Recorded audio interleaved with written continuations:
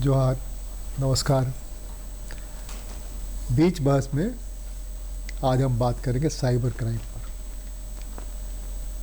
हम जैसे जैसे विकास की ओर छलांग लगाते जा रहे हैं, वैसे ही हमको लूटने वाले भी उससे तेज़ गति से आगे बढ़ रहे हैं और लूट ले रहे हैं। और वो सिर्फ दो कारणों से, एक तो असावधानी और दूसरे लालच, जिसमें कि लालच ही ज़्यादा है। हमारे हाथ में मोबाइल है, मोबाइल से खेलते खेलते हम क्या खेलने लगते हैं हमको खुद पता नहीं चलता, और उस खेल में हमारा पूंजी गायब हो जाता है। हम बच्चे को चुप कराने के लिए मोबाइल थमा देते हैं, मोबाइल में वो क्या ऐप दबाया, क्या सब्सक्राइब हो गया, कितना पैसा निकल गया, पता चलता है तब हाथ मलने के सिवा कुछ नहीं रहता है। यह साइबर क्राइम जो है कैसे जन्म लेता है, कैसे हम फंसते हैं और बचाव के क्या क्या उपाय हैं, बीच बहस में आज इसी पर बात करेंगे। हमारे साथ बात करने के लिए नेहा बाला हैं, जो साइबर थाना जो है उसमें डीएसपी है, इंचार्ज हैं। स्वागत है आपका नेहा बाला। हमारे साथ है डॉली कृष्णन, जो एडवोकेट हैं। उन्होंने हाल ही में एक पेपर लिखा है साइबर क्राइम पर, तो वो बताएंगी। स्वागत है आपका भी। हमारे साथ है मनीषा शर्मा, जो उप प्रबंधक हैं ICICI बैंक रांची में। आप सबका स्वागत, सबको जोहार, सबको नमस्कार। नेहा, आप ही से शुरू करें। ये साइबर क्राइम क्या है? पहले तो साइबर बताइए, फिर क्राइम पर आगे बढ़ते हैं। Electronic medium, mobile, laptop, computer के माध्यम से जो अपराध किए जाते हैं वो साइबर अपराध के डोमेन में आते हैं। अब आगे ही साइबर क्राइम जन्म कैसे लेता है, कहाँ से शुरू होता है साइबर क्राइम? इसलिए कि आज के दिन में अगर आपको बैंक अकाउंट या कहिए कि आप सिटीजन हैं, इसकी भी पहचान है मोबाइल। बिना उस नंबर के आपका सिटीजनशिप भी नहीं है। तो वैसी स्थिति मोबाइल तो एक मजबूरी हो गई है, चाहे वो बटन वाला रखें या ये बड़ा स्क्रीन वाला रखें, स्मार्टफोन रखें। स्मार्टफोन में और इसमें दोनों में कंपैरेटिवली हमको लगता है कि स्मार्टफोन में गड़बड़ी थोड़ी ज़्यादा होती है। उसमें क्या होता है, तो इसके बारे में थोड़ा सा प्रकाश डालें। मोबाइल के बिना तो अब जीवन का चलना या हमारा काम का करना बहुत ही मुश्किल, नामुमकिन के बगैर है। अधिकतर ऑफिशियल कम्युनिकेशन जो होते हैं वो व्हाट्सएप पर ही हमें होते हैं, और हमारा आधा काम व्हाट्सएप के माध्यम से सरकारी पूरी की पूरी चल रही है, पूरी दुनिया की सरकार चल रही है। तो एंड्रॉयड स्मार्टफोन के बिना, एंड्रॉयड के बिना तो नहीं सजेस्ट करेंगे कि अगर साइबर अपराध से बचना है तो बिल्कुल आप स्मार्टफोन यूज़ मत करिए, आप बिल्कुल एक कमरे में बंद हो जाइए। ये उसका उपाय नहीं होता है। उसका उपाय है कि आप सावधान रहिए, आप जागरूक रहिए, आप अपनी कंप्यूटर लिटरेसी को बढ़ाइए। हम लोग आजकल साक्षर ज़रूर है, मगर कंप्यूटर साक्षरता की बहुत ज़्यादा कमी है। हम आपस में समय बिताने के बजाय लोग फ़ोन पर अपना समय बिताते, अननोन लोगों से आप बात करते, अननोन व्हाट्सएप नंबर से कॉल आता आप तुरंत उठा लेते, अननोन वीडियो कॉल आता है आप उसको एंटरटेन करना चाहते हैं, इंटरनेशनल नंबर से फ़ोन आ रहा है, उत्सुकता में हम लोग उसको एंटरटेन करने लगते हैं। तो ये जो उत्सुकता है, क्यूरियोसिटी है, ये हम मोबाइल फ़ोन का इस्तेमाल करते समय, मतलब इलेक्ट्रॉनिक सामग्री के इस्तेमाल करते समय उतनी क्यूरियोसिटी हम अपना ना दिखाएं। वहाँ पर हमें सावधानी बरतनी है। कौन सा अपना निजी डेटा हम लोग सोशल मीडिया प्लेटफॉर्म पर साझा कर रहे हैं जिसकी कोई आवश्यकता नहीं है, वो हम लोग लिमिटेड साझा करें, क्योंकि आपका ही डेटा साइबर अपराधी आप ही को रिझाने के लिए उपयोग में लाते हैं। आपको लगता है कि ये वो कुछ बनकर फ़ोन करते हैं, आपका डेटा आपको बताते हैं, आपको लगता है ये तो इतना सारा डेटा मेरे बारे में जानता है, तो ये कोई जेन्युइन व्यक्ति होगा, और धीरे धीरे बात करते करते हम उनसे और उलझने लगते हैं और साइबर अपराध के शिकार हो जाते हैं। तो जितना डेटा, निजी डेटा हम लिमिटेड तरह से शेयर करें व्हाट्सएप पर, सोशल मीडिया प्लेटफॉर्म पर, उतना ही हम इन सब चीज़ों से बचाव अपना कर सकेंगे। कोई भी अननोन लिंक आ रहा है उस पर क्लिक ना करें। व्हाट्सएप पे कोई कम्युनिकेशन आ रहा है, मैसेज में कोई कम्युनिकेशन आ रहा है, उसमें कोई लिंक है, उसमें कोई नंबर है, तो हम उनसे संपर्क ना करें, उस लिंक को हम क्लिक ना करें। क्लिक करने के बाद जो भी एक्टिविटीज़ वो करने बोलता है वो हम करने के लिए ना हम लोग उत्सुकता अपनी दिखाएं। तो ये छोटे मोटे उपाय हैं, बचाव हैं। हम लोग न्यूज़पेपर आजकल पढ़ते नहीं हैं, हम लोग फ़ोन पर ही न्यूज़ पढ़ते हैं। तो न्यूज़पेपर पढ़ने से पता चलेगा कि देश दुनिया में क्या हो रहा है, किस तरह के अपराध के लोग शिकार हो रहे हैं, किस तरह के व्यक्तियों की गिरफ्तारी हो रही है, उन्होंने क्या अपराध किए थे, किनके साथ वो अपराध हुआ था। तो जब भी लोग हमारे पास आते हैं तो हम लोग ज़रूर पूछते हैं कि आपने वो न्यूज़ नहीं पढ़ी जिसमें किन्हीं व्यक्ति के साथ एक तरह का अपराध हो गया था, उसमें कुछ लोगों की गिरफ्तारी हुई, न्यूज़ में आया, हमने अवेयरनेस के लिए मैसेज भी डाला। तो लोग बोलते नहीं, हम तो न्यूज़पेपर नहीं पढ़ते। तो आज के लोग रीडिंग भी कम हो गई है, लोग पढ़ते नहीं हैं, लोग किताबें नहीं पढ़ते, न्यूज़पेपर नहीं पढ़ते। तो इससे हम ना एक तरह से हम लोग निरक्षरता की तरफ, मतलब हमने साक्षर तो है मगर हम लोग अवेयरनेस हमारे में बहुत कम हो गई, हम लोगों से बात नहीं करते। तो ये सब जितना हम लोग बातें करेंगे, जितना हम लोग एक दूसरे के बारे में जानेंगे, जितना हम लोग न्यूज़पेपर पढ़ेंगे, जितना हमने किताबें पढ़ेंगे, उतना अवेयरनेस हमारी बढ़ेगी। डॉली क्रिस्टन, आप थोड़ा बताइए, पेपर आपने क्यों लिखने की जरूरत आन पड़ी, क्या लिखा आपने उसमें? जैसे कि 19 अगर पीछे चले हम लोग, अगर कहाँ से ये सब शुरू हुआ है तो देखा जाए तो एक बॉडी है जिसका नाम है ITU, इंटरनेशनल टेलीकम्युनिकेशन यूनियन, जो अब UN की स्पेशलाइज्ड एजेंसी है। वो पूरे वर्ल्ड वाइड नेटवर्किंग को साझा करने के लिए 1865 में उसको बनाया गया था और अब वो UN का पार्ट है।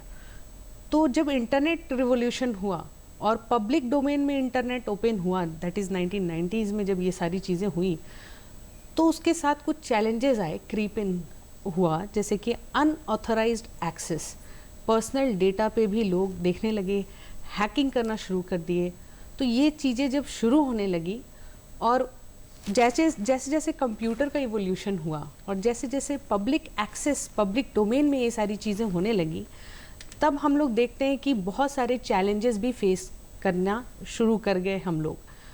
अब जितनी भी डेटाज हैं, जितने भी डिजिटलाइजेशन है, उसकी तरफ जैसे जैसे हम लोग बढ़े, अग्रसर हुए, उस टाइम में हम लोग देखे कि बहुत नए तरह के क्राइम्स उत्पन्न हुए, जैसे कि cyber crime one of the thing.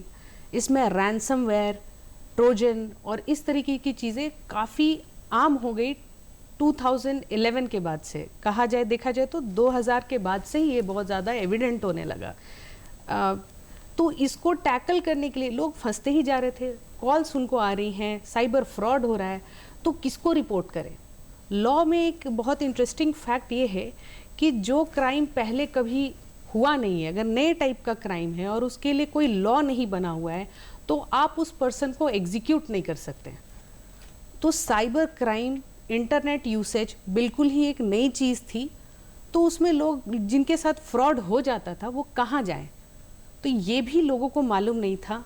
जो पिछले 3 डिकेड में हम लोग देख रहे हैं, 1990 से ही शुरू कर लें, तो किसी के साथ अगर फ्रॉड हो भी जाता है तो वो कहाँ जाए, किसको रिपोर्ट करे।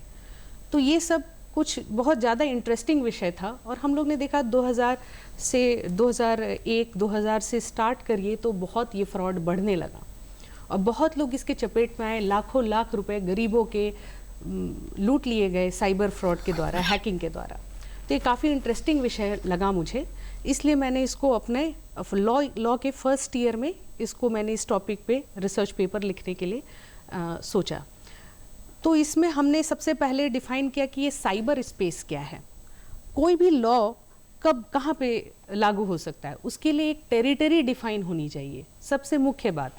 लेकिन ये तो इंटरनेट है भाई साहब, ये साइबर स्पेस जो है कौन कौन सी कंट्री क्लेम कर सकती है। मान लीजिए आपको US से फ़ोन आया है और आपके साथ फ्रॉड हो जाता है और आपके बहुत सारे पैसे निकल जाते हैं, तो आप कौन से कोर्ट में केस करिएगा।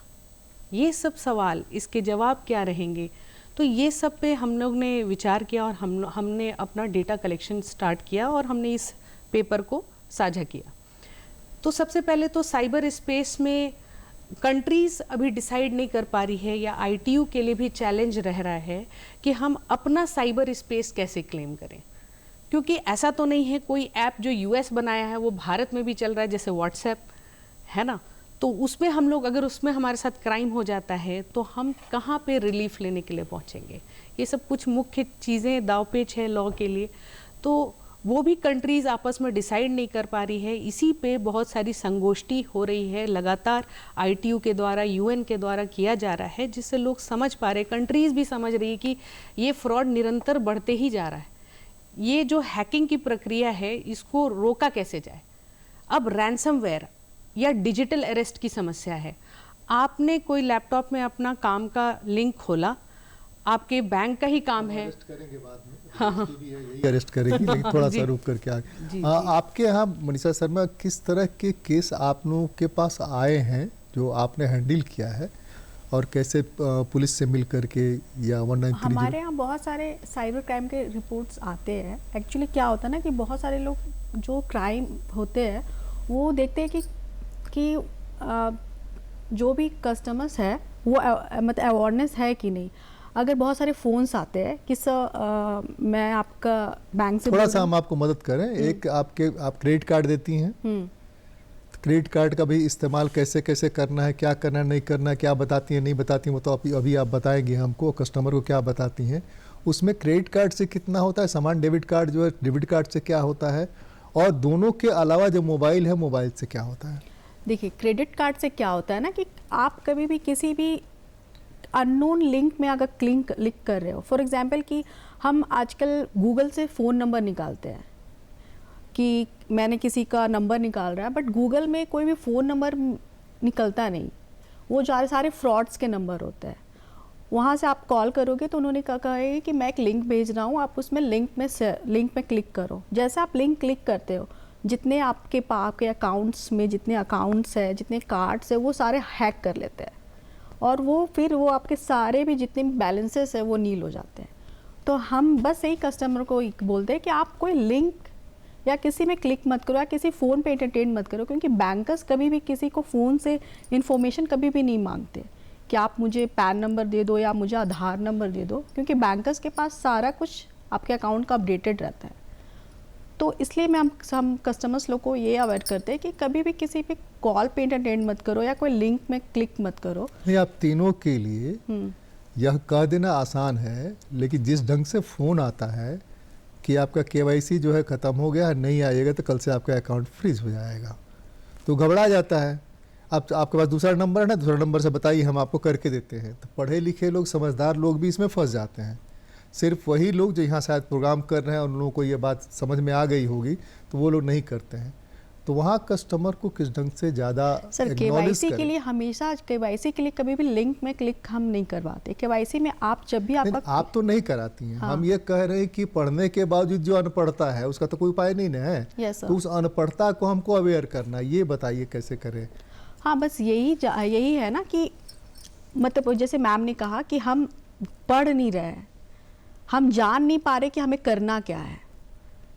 मतलब जो भी हमारे कस्टमर्स पढ़ तो रहे, दिन भर तो मोबाइले पढ़ रहे हैं। मोबाइल में हम जो हम लोग को देखना वो नहीं देख रहे सर। हम गेम्स खेल रहे हैं, हम सोशल मीडिया में ज़्यादा है, बट हमारे आसपास क्या हो रहा है वो हम नहीं देख रहे हैं कि हमारे आसपास में किस तरह के फ्रॉड हो रहे हैं। एक्चुअली क्या हो रहा है ना, फ्रॉड अगर सेम हो रहा है तो जब जान पा रहे कि ऐसा सेम फ्रॉड हो रहा है तो कस्टमर अवेयर हो रहे हैं, तो फ्रॉडर्स दूसरे फ्रॉड कर रहे हैं। सिर्फ फर्स्ट टाइम हुआ था कि कुरियर वाले को अगर कॉल आपका कुरियर आया है और आपका 5 रुपये पेंडिंग है, तो मैं एक लिंक भेज रहा हूँ, तो आप लिंक में क्लिक करो तब मैं ये कुरियर डिलीवर करूँगा।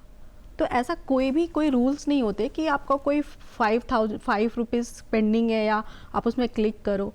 तो ये कंटिन्यू एक फ्रॉड आ रहा था। अब दूसरा फ्रॉड आ रहा है कि KYC के लिए कभी भी कोई भी बैंक कोई नहीं कहता कि लिंक में आप क्लिक करो। आप आपके नियरेस्ट ब्रांच में जाइए, या बहुत सारे ऐप्स हो गए हैं जो बैंकर्स ऐप्स होते हैं, जैसे हमारे ICC का iMobile ऐप, आप उसमें हर कुछ कर सकते हो। आप किसी बैंकर्स के लिए की ज़रूरत नहीं, आप उसमें हर कुछ कर सकते हो, बट उसमें वही है कि आप उसको जानकारी, आपको इन्फॉर्मेशन लो कि आप क्या क्या कर सकते हो। इसलिए वही दिक्कत है ना कि हम पढ़ नहीं रहे हैं, हम नहीं जान पा रहे कि हमें करना क्या है, बस हम एक कॉल्स में या एक लिंक में फंस जा रहे हैं। नेहा वाला जो ये दिक्कत ये हो गई है कोरोना के बाद, खास करके कोरोना के पहले से शुरुआत हुई थी कि हम पड़ोसी को नहीं जानते, पड़ोसी से नहीं बात करते हैं, लेकिन मोबाइल पर एकदम अननोन से ऐसा बात करते हैं जैसे कि इतना घनिष्ठ मित्र हमारा कोई हो नहीं। एक तो यहाँ गड़बड़ी हो रही है, दूसरी गड़बड़ी हो रही है मैं जो समझता हूँ, डेटा आप कह रही शेयर करें नहीं करें, तो क्या डेटा शेयर करें क्या नहीं करें, इसलिए कि मोबाइल में हमारा सारा डेटा बैंक्स का है, ठीक है ना। तो हम क्या शेयर करें, डू एंड डोंट्स क्या है इसके लिए, मोबाइल के लिए थोड़ा वो बताइए। बहुत अच्छा सवाल है सर आपका। आजकल फेसबुक या जितने भी मेटा के प्लेटफॉर्म्स हैं, इंस्टाग्राम, फेसबुक, उस पर आपकी प्राइवेसी सेटिंग्स होती हैं। प्राइवेसी सेटिंग्स में कौन आपका डेटा देख सकता है, अगर आप बहुत डेटा देना भी चाहते हैं, जैसे मेरा बर्थडे कब है, मेरी एनिवर्सरी, आप अपने दोस्तों को बताना चाहते हैं आज मैंने छींकते हैं तो फेसबुक पर डालते हैं कि हमको छींक आ रही है आज। वो रिक्वायर्ड नहीं है। हम आज तक नहीं समझ पाते हैं कि लोग ये माइन्यूट डेटा अपने डे टू डे लाइफ का अपने सोशल मीडिया प्लेटफॉर्म्स पर क्यों डालते हैं। मतलब वो क्या बताना चाहते हैं। हम कहीं फ्लाई करके जा रहे हैं, हमारे बच्चे को आशीर्वाद दे दिया, उसका जन्मदिन है, आप लोगों के आशीर्वाद से ही बच्चा आगे बढ़ेगा। अब ये सब क्या है? इससे क्या होता है कि दूसरों को ये डाटा लेता कैसे है? जैसे कि हमने डाला अपने बच्चे के लिए, अपनी पत्नी के लिए, अपने लिए कि आज हमारा, तो इसमें वो कैसे डाटा शेयर करता है? नहीं, ये डेटा अगर आप डालते हैं और आप इसको ओपन टू ऑल करते हैं तो वो ओपन टू ऑल में आपके दोस्त भी आ गए और साइबर क्रिमिनल भी आ गए, जो आपका डेटा आपको कन्विंस करने के लिए कभी ना कभी यूज़ करेंगे। कल को आप अगर आपके साथ कोई इंश्योरेंस फ्रॉड करना चाहते हैं तो बोलेंगे हम इंश्योरेंस कंपनी से बोल रहे हैं, आपके बेटे का जन्मदिन इस तारीख को है। उसके बाद आपको लगेगा कि ये सही में इंश्योरेंस कंपनी से बोल रहा है, इसके पास मेरा इतना प्राइवेट डेटा है, और आप कन्विंस हो जाएंगे और आप धीरे धीरे उसके चंगुल में फंसने लगते हैं। तो डेटा इस तरह से इस्तेमाल करते हैं। आप अपना एनिवर्सरी शेयर कर रहे हैं, कल को कोई ऑफर, कोई गिफ्ट का ऑफर करके आपको साइबर क्रिमिनल फ़ोन करता है कि सर आपकी एनिवर्सरी इतनी तारीख को है, आपके लिए एक गिफ्ट है, आप हम मेरे भेजे गए लिंक पर क्लिक करिए। तो आपको लगेगा इसको मेरा एनिवर्सरी पता है, ये जेन्युइन सही में मेरे लिए गिफ्ट होगा, ये इस कॉमर्स सर्विसेज से बोल रहा है, और आप उसके कहे अनुसार करने लगते हैं। तो डेटा इस प्रकार से यूज़ होता है। टैक्सेस जो है आमतौर पर मोबाइल से आज जमा हो रहा है, मोबाइल पर ही सूचनाएं आती हैं। हाँ, ठीक है। तो मोबाइल पर सूचना जो आती है, अब नगर निगम से आ रहा है किसी खास नंबर से कि भाई आप हम ये टैक्स जमा करिए, इस पर नहीं जमा करिए तो कल से पानी कट जाएगा आपका, अगर आपने नहीं जमा किया तो आपकी बिजली कट जाएगी। तो ये जो है नगर निगम या बिजली निगम, इस तरह की जो संस्थाएं हैं वो इस तरह से सिर्फ टेलीफोन पर या उनका कोई आइडेंटिफिकेशन होता है उससे मांगती हैं, उनसे मांगती हैं। एक शॉर्ट कोड रहता है जो कि पेपर में भी आता है और उनके डिपार्टमेंट के होर्डिंग्स में भी लगी रहती है। नंबर से जब भी आता है इसका मतलब कि फ्रॉड है। हाँ, नंबर से जब भी, अगर 10 डिजिट नंबर से आ रहा है हाँ। तो ये तो गवर्नमेंट के रेगुलेशंस में ही नहीं है कि आप जो बल्क SMS भेजेंगे वो 10 डिजिट नंबर से, अब वो ट्राई ने उसको बैन कर दिया है। तो जब भी अगर ऑथराइज्ड आएगा भी तो शॉर्ट कोड से आएगा, अगर बिजली विभाग से आएगा तो समथिंग डैश JBVNL से आएगा। तो उसी तरह से ऑथराइज्ड शॉर्ट कोड है, उनका बैंक है तो ICICI बैंक का भी शॉर्ट कोड होगा, उस शॉर्ट कोड से ही आएगा। मगर कुछ शॉर्ट कोड्स साइबर क्रिमिनल भी इस्तेमाल करते हैं। तो अगर बिल्कुल से ऐसा कोई मैसेज आ रहा है कि आप ये डेटा शेयर करिए नहीं तो आपका बिजली बिल, या आप इस UPI नंबर पे पेमेंट करिए नहीं तो कल को आपका बिजली डिस्कनेक्ट हो जाएगा, तो ये रेडिकल मैसेजेस तो कोई डिपार्टमेंट नहीं भेजेगा। इस तरह का कोई मैसेज आया तो आप उसको नियरेस्ट अपने बिजली JBVNL के ब्रांच में जाकर उसको कंफर्म करिए, नियरेस्ट बैंक में जाके आप कंफर्म कर सकते हैं। तुरंत में लोग इंडल्ज हो जाते हैं और एक्ट करने लगते हैं, उस समय से घबरा जाते हैं कि कल को मेरा बिजली डिस्कनेक्ट हो जाएगा। तो आप अगर मैसेज आ भी रहे हैं तो आप 1 मिनट लेकर, 1 दिन का समय लेकर उसको वेरीफाई ज़रूर कर लें। जया राय थी यहाँ पे, तो जया राय को हमने बुलाया था यहाँ पर, तो उन्होंने कहा कल जो बैगन तोड़ा करते थे अब वो साइबर क्राइम कर रहे हैं। हमको नहीं पता कि मैक्सिमम इलिटरेट लोग हैं जो जामताड़ा वगैरह के इलाके में है, जामताड़ा SP भी बनी थी तो वो लोग ये क्राइम कर रहे हैं। इस बीच में पिछले 10 सालों में पैटर्न में क्या बदलाव आया है? पैटर्न में उनका जो एजुकेशन लेवल है उसमें तो बहुत ज़्यादा चेंजेस नहीं। जो अब जो साइबर अपराध हो रहे हैं वो 2 तरीके के हो रहे हैं। एक, देश साइबर अपराधी हमारे देश के अंदर ही हैं और यहीं के लोगों को ठग रहे हैं, और एक दूसरा मॉडल है जो हायर वैल्यू के साइबर क्राइम है, जैसे इन्वेस्टमेंट स्कैम, डिजिटल अरेस्ट। ये कंट्री के बाहर से ओरिजिनेट होते हैं, कंबोडिया, लाओस, वियतनाम, थाईलैंड, यहाँ से दुबई, ये हॉटस्पॉट है कंट्री के बाहर के। यहाँ पर कॉल सेंटर्स हैं जो कि लोगों को कॉल करते हैं, इन्वेस्टमेंट स्कैम, डिजिटल अरेस्ट में पुलिस की वर्दी पहन के कॉल कर रहे हैं, वहाँ से व्हाट्सएप कॉल कर रहे हैं। तो ये उनके कॉलर्स इंडिया के बाहर हैं। जो बैंक अकाउंट्स इन्वॉल्व रहते हैं वो विद इन इंडिया रहते हैं, जो किसी माध्यम से उन अकाउंट्स में हेवी ट्रांजैक्शन लेते हैं और layer by layer different bank accounts में ट्रांसफ़र करके कंट्री के बाहर वो पैसे भेज जाता है अल्टीमेटली। तो 2 तरह के मॉडल्स हैं। जो हमारा सेकेंड मॉडल है कंट्री के बाहर वाला, इसमें हायर एजुकेशन लेवल के और सोफिस्टिकेटेड नेचर, ये ऑर्गेनाइज तरीके से काम करता है। इसमें एजुकेशन लेवल अच्छा रहता है, क्योंकि इसमें state, non state, foreign actors जो होते हैं साइबर क्रिमिनल्स, सभी तरह के इसमें प्लेयर्स इन्वॉल्व अभी हैं। रेशियो क्या है? अभी रेशियो 80% जो है देश के बाहर वाले क्राइम हो रहे हैं, जिनका वैल्यू बहुत ज़्यादा है। अगर एक विक्टिम आता, पहले विक्टिम्स आते थे 5 लाख 6 लाख, मैक्सिमम 10 लाख का फ्रॉड होता था। OTP शेयर कर दिया, मलिशियस एप्लीकेशन पे क्लिक करके पैसे चले गए हैं, तो 90,000, 1 लाख, 2 लाख, 3 लाख ऐसा रेशियो। क्योंकि हमारे साइबर क्राइम पुलिस स्टेशन में 10 लाख से अबव के केसेस आते हैं, तो अभी वॉल्यूम अचानक से बहुत ज़्यादा बढ़ गया है। 10 लाख तो अब बहुत कम हम लोग मान रहे हैं। लोगों के साथ करोड़ों के फ्रॉड हो जा रहे हैं, इन्वेस्टमेंट स्कैम हो रहा है, डिजिटल अरेस्ट में। इसीलिए ज़्यादा का हो रहा है क्योंकि आपके यहाँ 10 लाख से ऊपर का है। ऐसा हो सकता है। इसीलिए हो रहा है क्योंकि क्राइम का मॉडल बहुत ज़्यादा चेंज हो क्राइम का मॉडल बहुत ज़्यादा चेंज हो गया है, और अब विदेशी प्लेयर्स इसमें बहुत ज़्यादा एक चीज़ क्यूरियोसिटी में जानना चाहते हैं, कई बार हमने देखा है कि 1-2 लोग या सिंगल वो बैठ कर के कहीं एकांत में 4-4 घंटे 5-5 घंटे मोबाइल पर बैठा हुआ है, पहाड़ी पर बैठा हुआ है, पेड़ के पास बैठा हुआ है, तो संदेह किया जा सकता है क्या कि वो इस तरह का धंधे में मशगूल है? नहीं, वो दो चीज़ हो सकता है, या तो वो कर रहा है, या तो वो खुद वो या तो वो अपराध कर रहा है, या वो खुद शिकार बन रहा है। तभी वो 2 तरीके के लोग रहते हैं एकांत में अलग से, जो कि खुद अपराध का शिकार हो रहे हैं या खुद अपराध करने की कोशिश करें। वही इतना एकांत, लोगों से कट के एकांत में अगर बैठे हुए हैं। वैसे ये जो मॉडल्स है आप जो बता रहे हैं, पेड़ पर चढ़कर और पहाड़ पे जाके, ये हमारे जामताड़ा और एडजॉइनिंग डिस्ट्रिक्ट के जो नहीं, हम लड़के रांची में हैं। देख रहे हैं, रांची कई जगह पर जा करके बच्चे बैठ जाते हैं और 4-4 घंटे गए। क्योंकि बहुत सारी ऐसी चीज़ें हैं फ़ोन में जो हमारा वो जो समय होता है व्यतीत करने के लिए, काफ़ी ज़्यादा एप्लीकेशंस हैं, डेटिंग ऐप्स हैं, सोशल मीडिया प्लेटफॉर्म्स हैं। आजकल लोग रील्स देखते हैं, रील्स बनाते भी हैं। इनफैक्ट यूथ का बहुत सारा टाइम रील्स बनाने में जाता है। कॉलेज के बाद का जो टाइम है, छोटे छोटे रील्स से फ्रॉड कितना जुड़ा हुआ है? रील्स से एज सच फ्रॉड इस तरह से जुड़ा हुआ है कि लोग रील्स बनाते हैं, उसको यूट्यूब पर डालते हैं, इंस्टाग्राम में डालते हैं, वहीं पर हमें एड्स दिखाई देते हैं, और इन एड्स के माध्यम से साइबर क्रिमिनल हम तक पहुंचने की कोशिश करते हैं। उस एड्स में आते हैं जैसे कि आपको लोन चाहिए, आपको शॉर्ट टर्म लोन चाहिए, आपको इंस्टेंट लोन चाहिए, तो आप यहाँ पे आप तुरंत में आपको मुनाफा चाहिए, निवेश करना है, इस लिंक पर क्लिक करिए, आपको लोन चाहिए, इस लिंक पर क्लिक करिए। डेटिंग के लिए एड्स आते हैं, तो रील्स देखते देखते देखते देखते यूट्यूब पे रील्स देख रहे हैं, इंस्टाग्राम पे रील्स, वहीं पे ऐड पे क्लिक कर दिया। फेसबुक पर कुछ देख रहे हैं, वहीं पे मन किया तो अच्छा लोन भी मिल रहा है, चलो ऐड पे क्लिक कर देते। तो इस अब प्लेटफॉर्म्स आपस में इतने इंटीग्रेटेड हैं कि आप कर कुछ रहे हैं, आप चले कहीं और जा रहे हैं।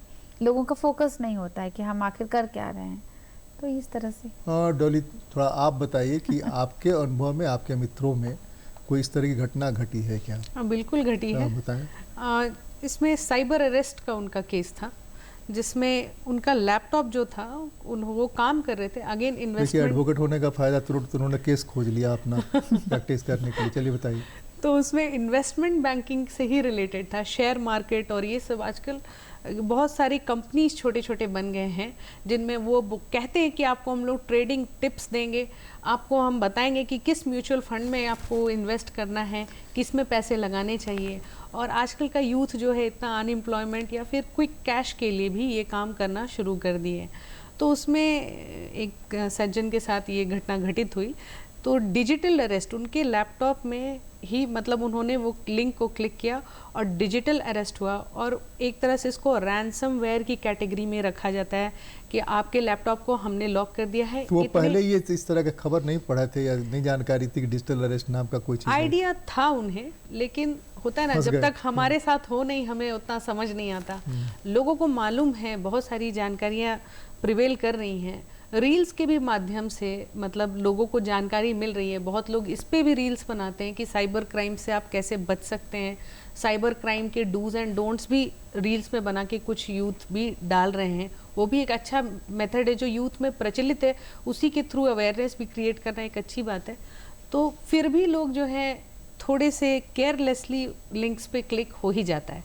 या कभी कभी आदमी, क्या हुआ उसमें? तो उसमें उनका लैपटॉप लॉक हो गया और फिर उनसे बोला गया कि इतना पैसा दीजिए तभी आपका लैपटॉप अनलॉक होगा। तो उन्होंने उस लैपटॉप को बंद किया और नया लैपटॉप ले आए। He didn't fall for that trap. तो उसके बाद उनके पास लकीली जो साइबर हैकर्स थे उनके पास कोई भी स्ट्रॉन्ग डेटा उनका नहीं था जिससे वो उनको ट्रिगर कर सके। तो उनका अभी नया लैपटॉप है, बिना कोई केस बने। मेरा तो लॉस हो गया। पुराना लैपटॉप उन्होंने खुलवाया कि नहीं? नहीं खुलवाया, वो पड़ा हुआ है। और नए लैपटॉप में वो आराम से नया ईमेल, नया फोन, नया सिम, सब थोड़ी मदद देते हैं। वो अनलॉक होगा तो फिर उसमें फ्रॉड की गुंजाइश है क्या? नहीं, आप फॉर्मेट कर सकते हैं उसके लिए। उसको अनलॉक होगा तो हाँ, अगर फॉर्मेट अनलॉक ही रहने देना, अनलॉक नहीं करना, ये तो कोई बचाव का तरीका नहीं है। ये भी बात आप है। उसको अनलॉक कर दरवाजा ही बंद रखे हैं तो निकलेंगे बाहर कैसे? अगर साइबर अपराध से बचना है, इसका मतलब ये नहीं कि हम लोग कमरे में अपने आप को बंद कर दें या अपने डिवाइस को ही सील कर दें कहीं लॉकर में रख के। ये नहीं है। आप जागरूक रहें। और बचाव के लिए वही है कि आप फोन या लैपटॉप आप फॉर्मेट कर सकते हैं, रीसेट कर सकते हैं। फैक्ट्री रीसेट करने का ऑप्शंस रहता है। मैं बस लौट रहा हूँ इसी पर, डिजिटल अरेस्ट पर थोड़ा सा मनीषा के पास। ये आपके बैंक में किस तरह का मामला जो इसको आपने हैंडल किया, किस तरह का? हमारे यहाँ ज़्यादातर लिंक्स में आते हैं कि मैम मेरे पास एक लिंक आया था, मैंने उसमें गलती से क्लिक कर दिया। कितना पैसा गया उसमें? मैक्सिमम कितना? मैक्सिमम तो अभी तक तो अंदाज 1 लाख 2 लाख, तो मतलब मैक्सिमम तो बहुत सारे हैं। तो ये जाते तो ही पैसा वो निकल तो जाता है। आते कि लिंक में आप क्लिक करो, आपका फ़ोन हैक हो जाता है, आप फ़ोन पे कुछ कर नहीं पाओगे, वो पूरा ब्लैक स्क्रीन ही ब्लैक हो जाता है। तो ज़्यादातर यही आते हैं कि मैंने गलती से लिंक पे क्लिक कर दिया, या मेरे बच्चे पास मोबाइल था, उसके पास कॉल आया, उसने कर दिया। तो बस यही हम लोग कहते हैं कि जब जो फ़ोन पे आपका सारा डेटाज है, जो भी आपने फ़ोन ऐप में जितने सारे, तो उनको आपने बताया कि 1930 में कंप्लेंट करें या थाना में हम जाएं? तो सबको वहाँ से पहले कुछ रिजल्ट मिला क्या? हाँ, ये तो मिलता है सर। वहाँ पे हम साइबर क्राइम पे जो भी अपने वहाँ पे कंप्लेंट दर्ज करवाते हैं, फिर उसको हम अपने पास लेके आते हैं, फिर हम वहाँ से सर्विस रिक्वेस्ट जनरेट करते हैं। हमारे इन्वेस्टिगेशन टीम्स होते हैं, वो इन्वेस्टिगेट करते हैं। बहुत सारे लोगों का पैसा मिला है, बहुत लोगों का इन्वेस्टिगेशन चलता ही रहता है। अगर वो खुद से OTP दे रहे हैं तो इसमें तो कोई भी कुछ भी नहीं कर सकते ना। अगर आप खुद से OTP शेयर कर रहे हो, क्योंकि आपको पता है कि OTP किसी से शेयर करते नहीं है। नहीं, 2 चीज़ें हैं। देखिए, एक तो इंश्योरेंस कंपनियां जैसे पीछे में लिखती हैं अपनी शर्तें, जो कोई पढ़ नहीं पाता है, सिर्फ सिग्नेचर करता है उसमें। ठीक उसी तरह से जो गेम्स वाले लोग हैं या निवेश कराने वाले लोग हैं, जब वो अपना प्रचार करते हैं तो खूब जोर से प्रचार करेंगे, और उसके बाद जब उसका बताएंगे कि नहीं ये नहीं करना है, आप कुछ समय नहीं समझ सकती है, एक वर्ड पता नहीं चलेगा उसमें कस्टमर क्या करने हैं। आप बताएंगे क्या उसमें क्या करें? अब आ रहा है कि भाई सेलिब्रिटीज़ जो है वो कह रहे हैं कि भाई गेम खेलो, सेलिब्रिटीज़ कह रहे हैं कि हाँ निवेश करो। तो उस निवेश में जो जोखिम है, उस जोखिम की जो सूचना आती है वो आप ठीक से कितना हो कोशिश कर लीजिए, आप उसको एलोबरेट नहीं कर सकते, समझ नहीं सकती हैं। सेलिब्रिटीज जो देखिए दो तरीके की चीजें हैं। एक तो इन्वेस्टमेंट, एक जेन्युइन इन्वेस्टमेंट भी होता है। एक तो लूडो खेला रहा है। जो पेड एप्स होते हैं, जो पेड गेम्स होते हैं, उसमें तो बेटिंग के लिए बहुत सारे एप्लीकेशंस है, बहुत सारे एंड्रॉयड एप्लीकेशंस है जिसमें आप रियल प्लेयर्स पे बेट लगाते हैं, पैसे लगाते हैं और खेलते हैं। तो इसमें तो सेल्फ कॉन्शियसनेस ही हम सजेस्ट करेंगे, खुद का भी सेल्फ कॉन्शियसनेस। अगर बच्चे के हाथ में भी स्मार्टफोन है तो एक बार देख लेना है कि वो उस स्मार्टफोन को यूज़ कैसे कर रहे हैं, सिर्फ एजुकेशन पर्पज़ के लिए कर रहे हैं या फिर थोड़ा पेरेंटल कंट्रोल की ज़रूरत है, सिर्फ एजुकेशन पर्पज़ के लिए कर रहे हैं या फिर आपके फाइनेंसेस को बेटिंग और gaming apps, paid gaming apps में लगा रहे हैं। तो उतना कॉन्शियसनेस और सेल्फ कॉन्शियसनेस तो रिक्वायर्ड है। इन्वेस्टमेंट भी 2 तरीके के होते हैं। एक जेन्युइन इन्वेस्टमेंट होते हैं, हम लोग म्यूचुअल फंड है, SIPs हैं, रियल इन्वेस्टमेंट है जिसमें हमने उसमें भी जो जोखिम की सूचना आती है वो सूचना ऐसे ही आती है? नहीं, वो म्यूचुअल फंड के लिए सूचना आती है क्योंकि सब्जेक्ट टू मार्केट रिस्क बोलते हैं। ओके, तो आप पूरी तरह से बताएंगी ना भाई? हाँ। यह आपकी जवाबदेही, जब आप हमसे पैसा ले रही हैं, पैसा मांग रही हैं, तो हमको पूरी तरह से बताइए कि हम कितना सतर्क हैं। लेकिन वो सतर्क रहना सुनाई नहीं देता है, सिर्फ इतना ही सुनाई देता है कि निवेश करिए। नहीं, निवेश करिए तो वो निवेश और जो स्कैम हो रहे हैं, जो साइबर फ्रॉड हो रहे हैं, दोनों अलग चीजें हैं। वो है कि आप अपना पैसा इन्वेस्ट उसमें दूसरा भी फंसा सकता है ना, एक 4 बंसी लगाए। वो टर्मिनोलॉजीज साइबर क्रिमिनल यूज करके आपको ट्रैप जरूर कर सकते हैं, मगर हम लोग जो इन्वेस्टमेंट करते हैं, एक तो सब्जेक्ट टू मार्केट SIP और म्यूचुअल फंड्स में ही कहा जाता है, तो वो हम लोग किस प्लेटफॉर्म पे जाके, बैंक्स है तो सब बैंक्स का SIP चलता है, म्यूचुअल फंड चलता है, तो हम उनके जेन्युइन प्लेटफॉर्म पे जाके कर रहे हैं, वो जेन्युइन है। सेलिब्रिटी हम लोग खुद बोलते हैं लोगों को कि म्यूचुअल फंड में इन्वेस्ट करो, वो जेन्युइन है। अब आप अननोन नंबर्स में, अननोन ग्रुप्स के साथ जुड़ के अगर व्हाट्सएप और टेलीग्राम पर आप इन्वेस्टमेंट कर रहे हैं, चाइनीज़ ऐप अपने फ़ोन में इंस्टॉल कर रहे हैं, चाइनीज़ वेबसाइट्स को कांटेक्ट करके आप वहाँ पर रजिस्टर कर रहे हैं, और आप बैंक अकाउंट्स में, व्हाट्सएप पर जो बैंक अकाउंट्स आ रहे हैं उसमें आप जाके पैसे डिपॉजिट कर रहे हैं, ये प्योरली स्कैम। इसको कोई सेलिब्रिटी प्रमोट नहीं करता, इसको कोई नहीं प्रमोट करता है। इधर हाल के जो बड़े बड़े केसेस आए हैं उसमें कैसे फ्रॉड हुआ? हाल में निवेश जो के, खासकर निवेश में हमारे पास सबसे बड़ा केस जो आया था ऑलमोस्ट 5 करोड़ का, अभी रिसेंटली वो रजिस्टर हुआ है।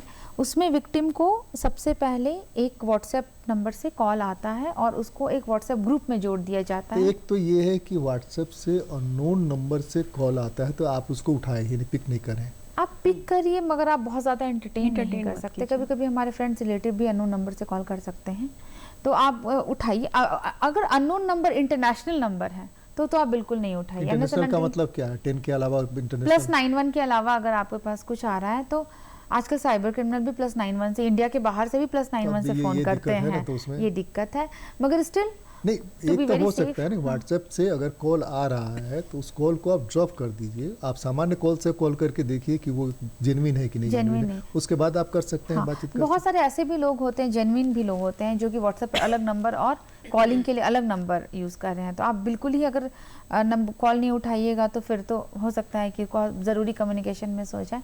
इंटरनेशनल नंबर्स को टोटली अवॉइड कर, to be very safe international numbers को कम्प्लीटली अवॉइड करिए जब व्हाट्सएप पर आ रहे हैं। या फिर अगर आपके नॉर्मल कॉल्स में भी इंटरनेशनल नंबर्स आ रहे हैं +91 +61 जो भी +61 +1 ऐसे करके जो नंबर्स आप उसको कम्प्लीटली अवॉइड करिए, उठाने की कोई ज़रूरत नहीं है।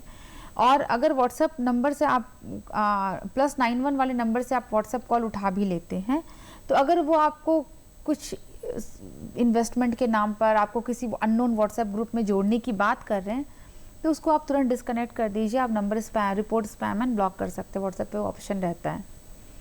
तो हमारे उस केस में जो रिसेंटली रजिस्टर हुआ है उसमें विक्टिम को एक व्हाट्सएप ग्रुप से जोड़ा गया। उस व्हाट्सएप ग्रुप का नाम भी कोई जेन्युइन इन्वेस्टमेंट ही ऐप से मिलता जुलता नाम था, जो कि इंडियन इन्वेस्टमेंट ऐप था, और उसे मिलता जुलता नाम से व्हाट्सएप ग्रुप क्रिएट किया गया था। वहाँ विक्टिम को ऐड किया गया और वहाँ उसको बोला गया कि एक ऐप इंस्टॉल करो और एक वेबसाइट है उस पर अपने आप को रजिस्टर कर लीजिए। और उसके बाद विक्टिम को वहाँ से उठा के टेलीग्राम चैनल से जोड़ा गया और टेलीग्राम चैनल पर जोड़ने के बाद विक्टिम को बोला गया कि आप यहाँ पे तुमको अलग अलग बैंक अकाउंट्स दिए जाएंगे और तुम इन्वेस्ट करो, उसमें पैसे डालो, छोटे छोटे सम डालो, फिर तुम्हें रिटर्न्स मिलेंगे, उसके अनुसार फिर तुम ज़्यादा अमाउंट डालना। तो विक्टिम उनके कहे अनुसार डालता गया पैसा। शुरू में विक्टिम्स को कुछ रिटर्न्स मिले भी उसको कन्विंस करने के लिए, और बाद में फिर जैसे जैसे उसका अमाउंट बढ़ते गया डिपॉजिट का, उसको रिटर्न्स मिलना बंद हो गया। मगर उस वेबसाइट पर जहाँ उसने रजिस्टर किया था उस पर उसको अपना प्रॉफिट दिखाई देता था और उसको साइबर क्रिमिनल्स यही बोलते थे टेलीग्राम पर कि ये तुम रिडीम कर पाओगे, ये तुम 2 महीने बाद रिडीम कर लोगे, ये तुम 3 महीने बाद रिडीम कर लोगे, तुम और पैसा डिपॉजिट करो।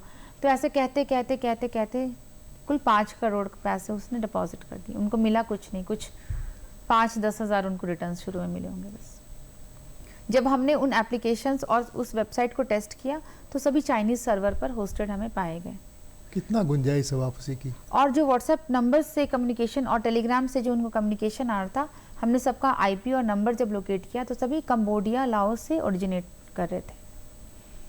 इसमें जो पैसे, जब द विक्टिम 3 महीने से इन्वेस्टमेंट कर रहा था तो विक्टिम को जब रियलाइज़ हुआ कि उसके साथ फ्रॉड हो गया तो विक्टिम 1930 पे रिपोर्ट कर दिया।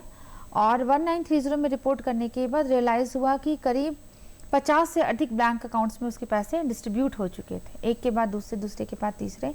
तो कुल 30 से 40 लाख रुपए उसके फ्रीज हो पाए मल्टीपल बैंक। जब उसने रिपोर्ट किया, रिपोर्ट करने से ऑटोमेटिक सभी बैंक अगर वो अर्ली रिपोर्ट किया रहता तो उसके और भी पैसे बच जाते।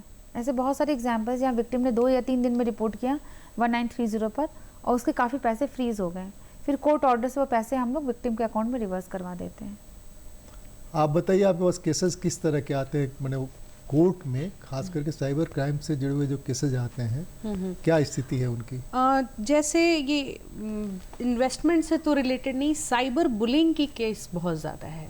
जैसे आज जो यंग लड़कियां हैं वो हमारे पास आती हैं, कम्युनिकेट करती हैं कि हमारे कुछ पिक्चर्स जो हैं वो कोई हमें थ्रेट कर रहा है कि वो न्यूड पिक्स जो है वो पब्लिक कर देगा और यदि उसे इतने पैसे नहीं दिए गए या डुप्लिकेट आपके इंस्टाग्राम आईडी बना के बाकी लोगों से वो चैट कर रहे हैं, उन्हें सोशली उनको बहुत बदनाम किया जा रहा है। तो इस तरह के साइबर बुलिंग के केस बहुत ज़्यादा देखने को मिल रहे हैं। अभी जो हमारे पास केसेस हैं, बहुत सारे कॉलेजेस की लड़कियां हैं, BSc first year, second year, PG first second year, ये सब, और इवन स्कूल्स के ज़्यादा हैं। 10 से लेके 12th के जो बच्चे हैं उनके साथ ये साइबर बुलिंग की केस देखने को ज़्यादा मिल रही है। और एक और तरह का केस जो लड़कों के साथ हो रहा है, जो गेम्स में डीप वेब जो होता है इंटरनेट पे, अगर इंटरनेट को भी देखा जाए तो उसमें भी स्ट्राटा है। डीप वेब जो हम लोग जितना भी हम लोग काम करते हैं वो सरफेस वेब होता है, उसके बाद जो आता है वो होता है डीप वेब। उसमें बहुत सारे गेम्स हैं, उनको एक्सेस करने के लिए भी बहुत अलग तरह के एल्गोरिदम चाहिए। वैसे गेम्स को वो लोग एक्सेस करते हैं। और उसके बाद जो डीपर लेयर ऑफ इंटरनेट है वो है डार्क वेब। डार्क वेब में बहुत सारे तस्करी, वेपन सेलिंग, इस तरह की इलीगल एक्टिविटीज़ सारी चीज़ें होती हैं। तो इनको भी एक्सेस करने के लिए आपको स्पेशल एल्गोरिदम चाहिए या स्पेशल वेबसाइट्स चाहिए, जैसे टॉर वगैरह वगैरह।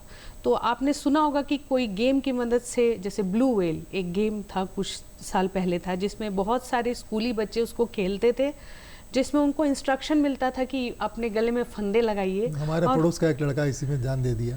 हाँ, कोटा पढ़ने गया था, उसी चक्कर में फंसा। हाँ, तो इस तरह की जो ये साइबर बुलिंग का ये केस जो है, ये साइबर क्राइम का एक साइबर बुलिंग सिनारियो जो है, तो ये नेशनल लेवल पर है कि इंटरनेशनल लेवल पर है नेहा? ये नेशनल लेवल पर है कि इंटरनेशनल लेवल पर? बुलिंग जो है, cyber bullying national level depend करता है सर, डिपेंड करता है कम्प्लीटली कि ये दोनों तरीके से है। जो साइबर क्रिमिनल्स हैं वो विद इन इंडिया भी हैं, आउटसाइड इंडिया में भी हैं, जो टीनेजर्स, बच्चे, college going, school going students को सोशल मीडिया, सोसाइटल वो तक ले जाते हैं। क्या मकसद क्या होता है उनका? ये ऐप्स की बात करें तो ऐप्स, अधिकतर ऐप्स फॉरेन कंट्रीज में ही इनके सर्वर होस्टेड है। क्यों, उनका मकसद क्या है? उसका उसे जान लेना है, सिर्फ मकसद पैसा? उनका अगर पैसा फाइनेंसेस उनका मेन मकसद होता है, लोगों के दिमाग में पेनिट्रेट करके फाइनेंशियली उनको एक्सप्लॉइट करना और अपना रीच बढ़ाना। जितना रीच उनका बढ़ता है, उनका फाइनेंसेस उस पर डिपेंड करता है। जितना भी इसमें ऐड करना चाहूँगी, इसमें कुछ मानसिक रोग से पीड़ित लोग जो होते हैं। देखिए मनीषा हम लोगों के पास बैठी हुई, मनीषा का मतलब ज्ञान ही होता है और उससे बात ही नहीं कर पा रहे हैं। चलिए बरिए, नहीं आप कंप्लीट करिए। Okay, sure. तो कुछ लोग जो बहुत ही स्पेशली वेस्ट में आप देखिएगा, वेस्टर्न कंट्रीज में लोग काफ़ी ज़्यादा लोनली हैं, उनके कल्चरल, मैं ऐसा बोलना नहीं चाहूँगी, उतनी स्ट्रांग नहीं फुटिंग रहती है और लोनलीनेस से काफ़ी प्रभावित हैं। तो उनके साथ साथ ये बहुत रिच भी हैं, तो इस तरह के डार्क वेब में वो ऐसे गेम को खेलते हैं जिससे वो एंटरटेन हो। तो वो एंटरटेनमेंट कभी कभी बहुत गोर हो जाता है। वो चाहते कि इस ऐप को बनाए और बाकी लोग इसमें फंसे और उनको एक अलग सा प्लेजर मिलता है। तो ये एक वन ऑफ द केस था जो ब्लू व्हेल का, जो आप गेम का बात कर रहे हैं, तो ये भी एक वन ऑफ द रीज़न है।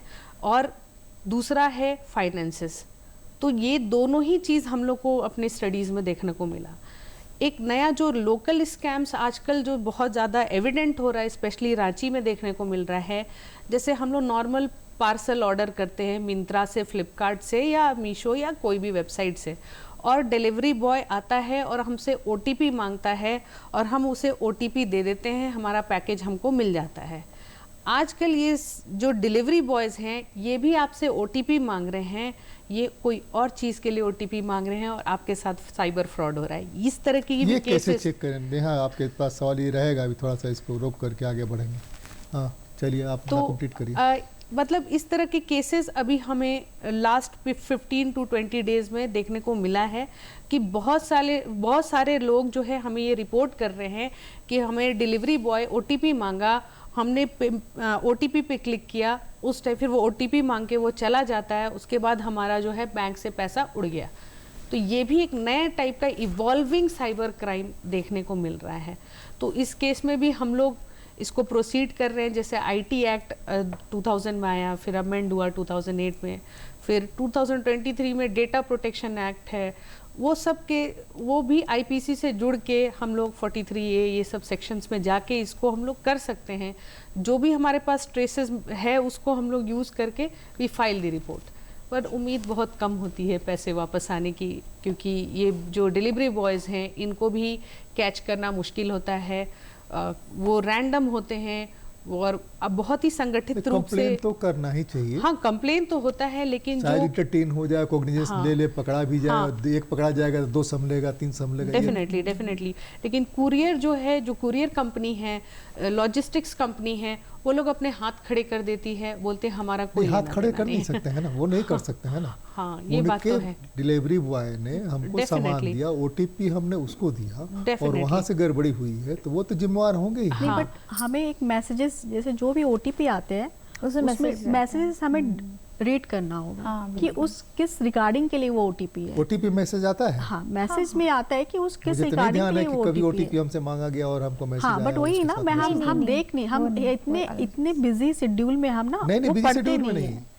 ओटीपी जो आता है सिर्फ ओटीपी आता है, उसमें कोई मैसेज नहीं होता है। नहीं, मैसेज रहता मैसेज है। रहते हैं उसमें कि आप किस रिगार्डिंग के लिए वो ओटीपी दे रहे हैं। OTP है। आप अगर आप कोई भी प्लेटफॉर्म में जा रहे हो, जैसे मिंत्रा हो, ये वहाँ भी आता है कि आपसे ये ओटीपी आपको शेयर करना है, वहाँ भी मैसेजेस में आता है। आपको मैसेजेस एक बार पढ़ना होगा कि किस रिगार्डिंग है आईटी मैसेज। रिटर्न जब हम लोग फाइल करते हैं तो उसके लिए भी ओटीपी आता है, तो ओटीपी में कोई मैसेज नहीं लिखा रहता है किस तरह का मैसेज है। वो लॉगिन के लिए होता है सर, वो लॉगिन के लिए आपको कोई वो नहीं रहेगा। लेकिन बिजनेस के लिए जब होगा तो ओटीपी आएगा। डेफिनेटली अगर मिंत्रा वगैरह है तो ये एक, लेकिन ये बहुत कारगर नहीं है। सावधानी के हाँ, लिए। बस यही सावधानी बरतनी पड़ती साइबर है। हाइजीन प्रैक्टिस तो करना ही है, लेकिन ये बहुत ही फुल प्रूफ वे नहीं है कि हमें मैसेज आया, क्योंकि अब ऐसे लिंक आप खुद क्रिएट कर सकते हैं। जैसे हम लोग अपना एनजीओ चलाते हैं, उसके लिए भी लिंक बना रहे हैं, तो उसमें आप जो भी टाइप करेंगे वो जो विक्टिम है उसको मिल जाएगा कि मिंत्रा से आया, but it is not from Myntra. और आप खुद भी टाइप करके वो चीज़ भेज सकते हैं। वो लिंक सेटअप ऐसा रहता है कि आप अगर मास मैसेजिंग कर रहे हैं तो जो आपने टाइप किया वही आपको मिले। तो ये भी एक बहुत बड़ा चैलेंज है हम लोग हाँ, आप के कुछ लिए। बोल रहे थे, कंटिन्यू करिए आप। हाँ, मैं बस यही कह रही थी कि हम पढ़ते नहीं है मैसेजेस को। हम बस सामने वाला मुझे कोई ओटीपी दे रहे हैं, बट मुझे ये देखना है कि मैं ओटीपी जो शेयर कर रही हूँ किस चीज़ की रिगार्डिंग है, कि वो मेरे बैंक अकाउंट के लिए या मैं किसको डिलीवर करूँ। बस वो पढ़ नहीं रहे, हम एडवांस हो रहे बट ऐसा फ़ोन पे, बट वो नहीं जिस समय इंफॉर्मेशन वो आता है, डिलीवरी बॉय आता है, वो कहता है कि एक ओटीपी गया होगा, वो ओटीपी बताइए, नंबर 1। नंबर 2, जो भी हम लोग ओला वगैरह करते हैं उसमें भी ओटीपी आता है, ओटीपी बताइए। ओटीपी बताना पड़ता है उसको। बट जो ओला में भी आता है तो वो ऐप में भी ऐप आता है में सर। आता है। वो ऐप में ओटीपी आता है, ना कि वो मैसेजेस में। बस वही कंफर्म करना है कि हम ओटीपी जो शेयर कर रहे हैं उस किस रिगार्डिंग शेयर कर रहे हैं। आपके यहाँ कुछ केसेस हुआ जिसमें कि पैसा उसका लौटा? हाँ, बैंक बहुत का? सारे पैसे हो गए। जैसे हमें जब कस्टमर्स अगर तो हमें तुरंत बता देते हैं कि हाँ मैंने ये इस लिंक में क्लिक कर दिया है, तो हम उस भी कोई भी, जैसे फॉर एग्जांपल कि चेक करना पड़ता है कि वो कहाँ पे पैसे गए हैं, उस अकाउंट को फ्रीज करके और फिर वो अकाउंट से हम लोग ने बहुत सारे कस्टमर्स मैंने आपका नेटवर्किंग ऐसा है कि आप लोग चेक कर हाँ, लेते हैं पैसे? हम लोग को ऐसा नेटवर्क है कि हम चेक करके बता सकते हैं वो कहाँ पे वो अमाउंट गया है। क्योंकि हम हेल्प भी लेते हैं साइबर क्राइम के, कि वो आप पहले वहाँ पे अपना कंप्लेंट रजिस्टर कीजिए, देन हम उसके फिर आगे प्रोसेस का स्टार्ट करते हैं। माने 1930 में जाइए, पहले वहाँ से कंप्लेन करके आइए, फिर हमको बताइए, तो फिर हम आगे हाँ। प्रोसीड करते हैं। यही है ना? या थाना जाइए, थाना जाकर करिए। हाँ, पहले तो कंप्लेंट रजिस्टर करवानी पड़ेगी सर, कि आपके साथ थोड़ा क्या साइबर ये सॉरी डिजिटल अरेस्ट के बारे में बताइए, क्या है ये? डिजिटल अरेस्ट में साइबर क्रिमिनल्स आपको फ़ोन करते हैं। आज भी हमारे पास 93 लाख का फ्रॉड रजिस्टर हुआ। उसमें जो विक्टिम थे, he is a retired PWD officer, तो उनके पास कॉल आता है पहले कि हम ट्राई से बोल रहे हैं, आपका नंबर जो है वो मनी लॉन्ड्रिंग में पाया गया है। उसके बाद आपको मुंबई पुलिस से फ़ोन आएगा, तो उनको फिर उसके बाद नॉर्मल कॉल के बाद उनको व्हाट्सएप कॉल आता है जिसमें मुंबई पुलिस का लोगो लगा है, और उनको बोलते हैं आपका नंबर मनी लॉन्ड्रिंग में इन्वॉल्व है, आप वीडियो कॉल पर आइए। फिर उनको वीडियो कॉल पे ले जाता है जहाँ पुलिस का सेटअप है, पुलिस की वर्दी भी पहने हुए हैं, और बोलता है कि आपको कभी भी आपके अगेंस्ट में वारंट निकला हुआ है, आपको हम लोग कभी भी अरेस्ट करने आएंगे, क्योंकि आपका नाम मनी लॉन्ड्रिंग में है, आप इतने पैसे डिपॉजिट करिए, तब तक आपका अकाउंट्स का वेरिफिकेशन चल रहा है। इस बीच उनको बोलता है कि आप अपने अकाउंट स्टेटमेंट का फ़ोटो अपलोड करिए, फ़ोटो भेजिए व्हाट्सएप पर, वो भेज भी देते हैं। और उनको 5 बैंक अकाउंट्स दिए जाते हैं जिसमें वो अपना पूरा 90 लाख डाल देते हैं, बैंक में जाकर आरटीजीएस करते हैं। नहीं तो ये जो है, तो ये बात उसको समझ में नहीं आ रहा है कि भाई कि ऐसा जो कह रहा है उसमें कोई भी फ्रॉड की गुंजाइश हो सकती है, और वो उसकी बात यही सवाल हम लोग विक्टिम से मैंने पूछते हैं। हिप्नोटाइज कर लेता है क्या वहाँ पे, वो किसी तरह से हिप्नोटाइज करता है। जो साइबर क्रिमिनल्स हैं एक्चुअली, ये डिजिटल अरेस्ट के केस, फ्रॉड कॉल्स भी होते हैं, जो व्हाट्सएप कॉल्स भी होते हैं, इंडिया के बाहर से हो रहे हैं। तो जो इंडिया के बाहर से लोग कर रहे हैं, वैसे भी 2 लोग 3 लोग थे जो झारखंड से वहाँ गए थे काम करने के लिए स्कैम सेंटर में। वो जब वापस उनको रेस्क्यू कराया गया, उनको ज़बरदस्ती वहाँ काम करवाया जा रहा था। हम लोग उनसे पूछें कि क्यों तुम लोग वैसे कैसे कर ले इतना ट्रेनिंग, तो पूरा 3 महीने की रिगरस ट्रेनिंग होती है वहाँ पर स्कैम सेंटर्स में। उनको अच्छे से बताया जाता है कि कैसे पुलिस ऑफिसर बनकर बात करना है, कैसे बैंकर विक्टिम को बनकर। कन्विंस करना है, कैसे बैंकर तो नहीं, इन्वेस्टमेंट और डिजिटल अरेस्ट 2 तरह के केसेस हम लोग इंडिया के बाहर जो देखते हैं। तो उनको प्रॉपरली 3 महीने 4 महीने की ट्रेनिंग होती है कि कैसे बात करना है। तो कन्विंस करने का जो आर्ट होता है, ये इसकी प्रॉपर प्रोफेशनलिज्म, उनकी प्रॉपर ट्रेनिंग होती है इन ए वेरी प्रोफेशनल मैनर। तो वो विक्टिम कन्विंस हो जाते हैं। मतलब विक्टिम से बात करके तो ये लगा कि अल्टीमेटली वो लोग कन्विंस हो जाते हैं। जो इतना के बाद भी कन्विंस नहीं हो जाते, वो बच जाते हैं और आके रिपोर्ट करते हैं कि हम मेरे ऊपर कोशिश की गई मगर हम बच गए हैं। जैसे कि सर जैसा मैम कह रही हैं, ऐसे ही एक वाकया था। हम लोग की ही एक कलीग 4-5 दिन से वो परेशान थी, इतना कि उनको हाई बीपी एवरीथिंग। हम लोग ने बहुत प्रेम से पूछा उनसे, तो उन्होंने कहा एक मेल आया हमारे पास हरियाणा पुलिस की तरफ से, और वहाँ नीचे हरियाणा पुलिस का लोगो ये सब डाला हुआ कि आप एक्सप्लिसिट कंटेंट देखते हुए, चाइल्ड पोर्नोग्राफी देखते हुए पकड़ी गई हैं और आपको अभी के अभी इतने रुपए भेजने होंगे, नहीं तो आपको वारंट निकाल दिया गया है, आपको अरेस्ट कर लिया जाएगा। शी गॉट पैनिक्ड और हमने पूछा आपने ऐसा कोई साइट खोला, देखा? तुम क्यों देखेंगे, इतना टाइम कहाँ है और ये क्यों देखेंगे? तो फिर उसके बाद शी पैनिक्ड और किसी को वो बता नहीं रही थी, वही लोक लाज और ये सारी चीज़ें कि अरे ऐसा हो गया, अब ये पब्लिक हो जाएगा। देन हम लोग सब बैठ के उनको समझाए और बाकी प्रोफेसर्स के पास भी वो मेल आया हुआ था, सबने दिखाया and we had a good laugh. तो यहाँ पे उनको तो अवेयरनेस से या शेयरिंग करने से हम लोग बचा लिए, लेकिन बहुत लोग ऐसे हैं जो इस तरह की चपेटे में, जैसे मैम कह रही हैं, प्रॉपर ट्रेनिंग होती है उनकी और कन्विंसिंग और मैनिपुलेशन इतने एक्सटेंट का होता है कि जो आम इंसान है वो फंस जाता है। स्पेशली सीनियर सिटीजन्स को हम लोग देखते हैं जो बहुत डिजिटल वर्ल्ड में न्यू हैं, नए कदम रख रहे हैं, तो वो लोग के वो बहुत वल्नरेबल सेक्शन हो जाते हैं। और जो साइबर स्मार्ट सेक्शन है, टीनेज ग्रुप्स है या जिनकी अच्छी ट्रेनिंग हो रही है, जो बहुत ही स्मार्ट है, वो इसको इजीली टैकल कर लेते हैं, इग्नोर कर पाते हैं। बहुत सारे बच्चों को बाहर से कि you have been selected to national university of Singapore, you have been selected for university of Chicago, तुम्हें इतनी स्कॉलरशिप मिली है, आपको अपना CV भेजना है, डिटेल भेजना है और इस लिंक पे क्लिक करना है। बहुत सारे बच्चे सोचते हैं कि हमने अप्लाई किया है या मेरा सिलेक्शन हुआ है, आई गॉट दिस अवार्ड, मैं टॉप किया हूँ, they have click that link and उनके साथ भी साइबर फ्रॉड या साइबर क्राइम हुआ है। तो इस केसेस में बच्चे खुलते नहीं हैं। मेरे साथ भी होता है कि साइट पर आया किसी बहुत ही प्रतिष्ठित संस्थान का कि हम आपको अवार्ड देना चाहते हैं। अरे भाई, तो हमने अप्लाई कब किया आपके पास कि आप हमको अवार्ड दीजिएगा, और हम आपको नहीं जानते तो आप अवार्ड देने के लिए चुनाव कैसे कर लिया?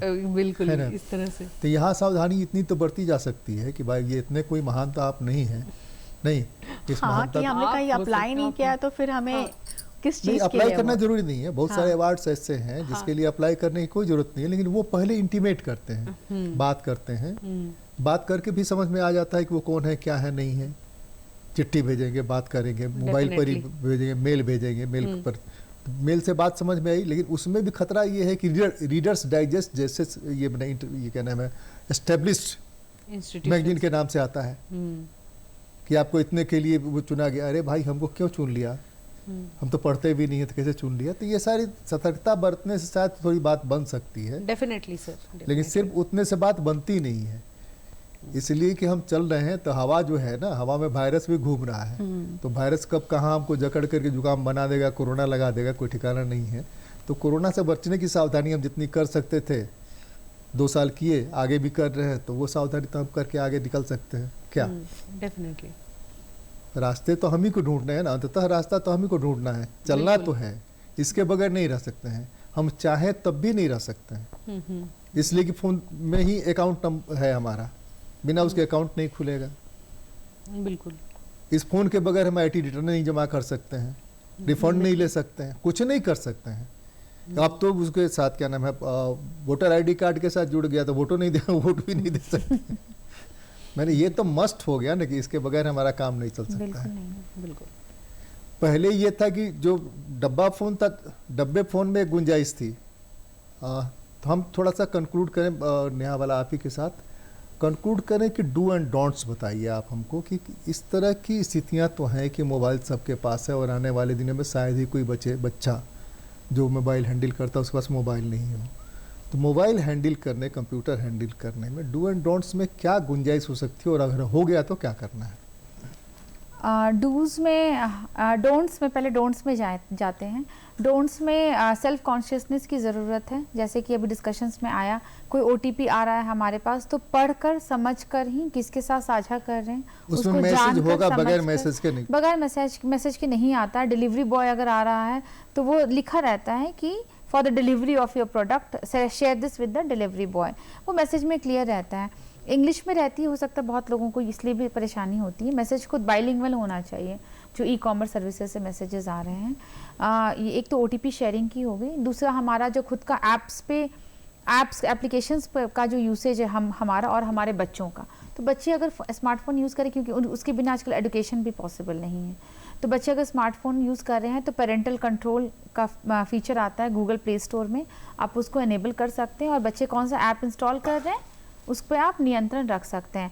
आप भी अगर कोई एप्लीकेशन इंस्टॉल कर रहे हैं तो एप्लीकेशन के इंस्टॉलेशन के टाइम में आप कौन सा एक्सेस दे रहे हैं उस एप्लीकेशन को, अपने गैलरी का, अपने कॉन्टैक्ट का, अपने लोकेशंस का, इस पे कॉन्शियस रहने की ज़रूरत है।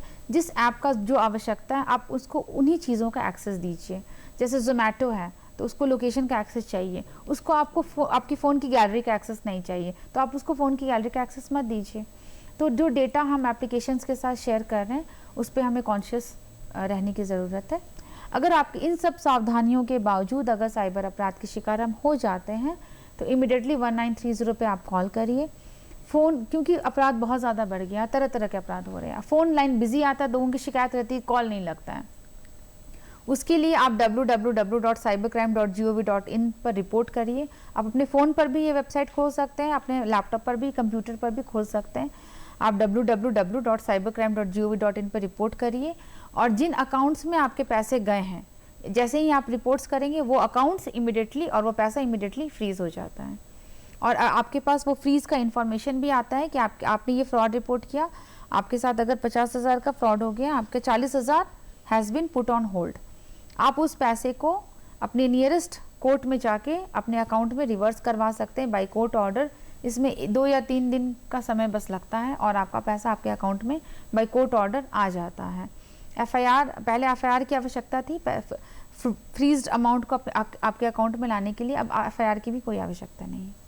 डॉली कुछ कहना चाहेंगे आधे मिनट? बिल्कुल, जैसे कि देखा गया कि आपने एक शब्द कहा, एक सेंटेंस कहा कि बैगन तोड़ने वाले आजकल क्राइम कर रहे हैं, तो वो कितने स्मार्ट होंगे कि ये सारी चीज़ें कर रहे हैं। तो उन यूथ के सेक्शन को अगर हम लोग ला के रिहैब में डाल सकें, उनको एथिकल हैकर्स बनाएं, ऑल्दो सिक्योरिटी की साइबर लिटरेसी भी जितना बढ़ा सकते हैं उतना साइबर लिटरेसी बढ़ाएं। साइबर लिटरेसी तो बढ़ाना ही है और डेफिनेटली हाँ, जैसे कॉलेज में प्रोग्राम्स वगैरह होते हैं, कॉन्फ्रेंसेस होते हैं, हम लोग भी कराते हैं, तो ये सब तो किया ही जा सकता है। साथ में जो एथिकल हैकिंग है, जो लोग ऑलरेडी हैकिंग क्यों कर रहे हैं, क्योंकि उनको पैसे चाहिए। अगर गवर्नमेंट उनको और थोड़ा सा सपोर्ट कर दे या एनजीओज उनको सपोर्ट करे और उनको एथिकल हैकिंग सिखाए तो वो हमारे काम आ सकते हैं।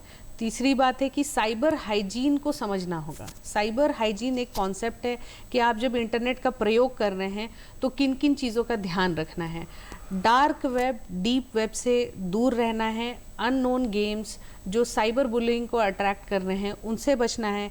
सोशल मीडिया, इंस्टाग्राम में आप जो लोगों से मिल रहे हैं उनसे, स्ट्रेंजर से कितना डेटा शेयर करना है उसके लिए आप सजग रहें। और अननेसेसरली जो व्हाट्सएप स्टेटस वगैरह होता है, हैप्पी बर्थडे, वो समय सब खत्म हो रहा है, ध्यान रखें। एक तो लालच में नहीं फंसिए और दूसरे सावधानी बरतिए। क्या क्या सावधानी हो सकती है, थोड़ा मनीषा शर्मा से भी पूछ लेते हैं। बस ये मैं कहना चाहूँगी कि हमारे जो भी इंफॉर्मेशन है वो किसी को भी शेयर ना करे, कभी भी कोई भी कॉल्स में कोई इंटरटेन ना करे, कभी भी कोई बैंकर्स आपसे कोई इन्फॉर्मेशन मांगती नहीं है, और कभी भी OTP किसी को शेयर ना करे और लिंक पे क्लिक ना करें। बस हमें बीच यही बहस में आज बस इतना ही, अगली बार मिलते हैं, किसी और मुद्दे पर चर्चा करते हैं। बहुत बहुत धन्यवाद, जोहार, नमस्कार। Thank you. जो हाँ